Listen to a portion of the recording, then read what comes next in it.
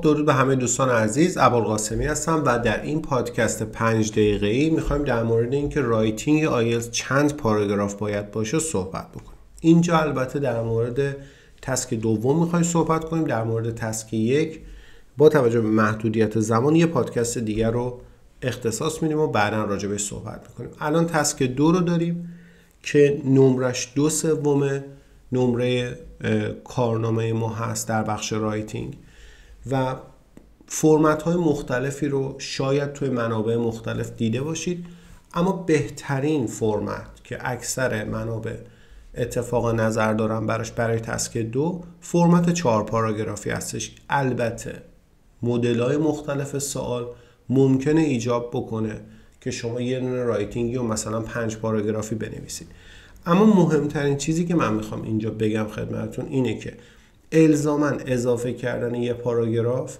نمره خاصی رو از شما کم نمیکنه. یعنی به صورت نرمال ما یک مقدمه داریم همیشه در آغاز، یه دونه نتیجه گیری داریم در پایان. حالا بین این دوتا میتونه 2 یا 3 تا پاراگراف اصلی باشه. برای اکثر رایتینگ های آیلتس ما در واقع یک پاراگراف مقدمه و نتیجه گیری رو داریم. این که همیشه ثابته، هیچ وقت نمیتونه تغییر کنه.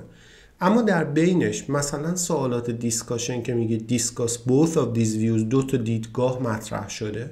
خب دیدگاه اول میتونه بیاد در پاراگراف اصلی اول بعد از مقدمه، دیدگاه دوم در پاراگراف اصلی دوم در واقع بعد از پاراگراف اول و قبل از پاراگراف نتیجه گیری، که این فرمت معمول هست در تقریبا همه رایتینگ ها. 4 تا پاراگراف ما داریم، مقدمه و نتیجه گیری 2 تا هم وسطش.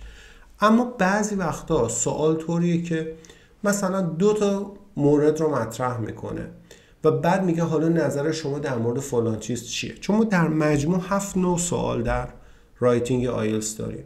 سوالاتی خیلی واضح مدلش مثل دیسکاشن تایپ و در واقع سوالات اپینین یا اگری دیسگری، اینا خب خیلی واضحه، بنابراین برای اینها 4 پاراگرافی خیلی خوب جواب میده.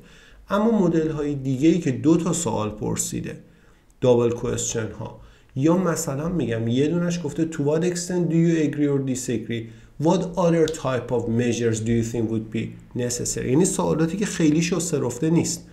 برای اونها شما مثلا اون to what extent do you agree or disagree در مورد حالا هر موضوعی که سوال هست میتونیم 2 تا پاراگراف بنویسیم. برای اون یکی سوالی که مطرح کردم میتونیم یه دونه پاراگراف دیگه بنویسیم. بنابراین در این حالت خاص 3 تا پاراگراف اصلی داریم، یه دونه مقدمه و یه دونه نتیجه گیری. یعنی خیلی میخوام به شما بگم که چیز عجیب غریبی نیست اگر یه دونه پاراگراف اضافه بشه. اگر روی سوال خاصی در واقع براتون پرسش هست که این مثلا سوال خاص رو من چطوری بنویسم، میتونید در بخش کامنت ها بفرمایید یا توی گروه در واقع آیلتس ما در تلگرام مطرح بکنید که اون مورد خاص رو صحبت کنید. ولی تقریبا میشه گفت برای 90 تا 95% سوال ها فرمت 4 پاراگرافی عالی جواب میده. اگر یه نفر بخواد اضافه تر اطلاعات اضافه‌ای که توی سوال درخواست شده رو توضیح بده، میتونه یه پاراگراف دیگه اضافه کنه، اصلا مسئله خاصی نیست. مثلا میگم یک موضوعی رو مطرح کرده، میگه مدارس مختلط از نظر بعضیا گزینه بهتریه، یه گروه دیگه میگن نه مدارس جدا بهتره. خب این خیلی واضحه، جزء سوالات دیسکاشن هست و میگه discuss both of these views and give your own opinion. خیلی خوب، مقدمه و نتیجه گیری که سر جاش، دیدگاه اول مدارس مختلط بهتره، پاراگراف اصلی اول، پاراگراف دوم مدارس جدا بهتره. ممکنه بعضیا بگن خب حالا من اون نظر شخصی خودم رو، چون گفته and give your own opinion، اون رو من میخوام قبل از پاراگراف نتیجه گیری جداگانه یک پاراگراف مثلا 50 کلمه 70 کلمه بنویسم، حتی 100 کلمه، اصلا مسئله نیست، به شرطی که برسید که به موقع تموم کنید. بنابراین حتی تو این سوالات دیسکاشن تایپ خیلی ساده که معمولا نظر شخصی با نتیجه گیری با هم نوشته میشه، اینم ما میتونیم اون نظر شخصی رو جدا بیاریم یه پاراگراف کوچیک قبل از نتیجه گیری بنویسیم.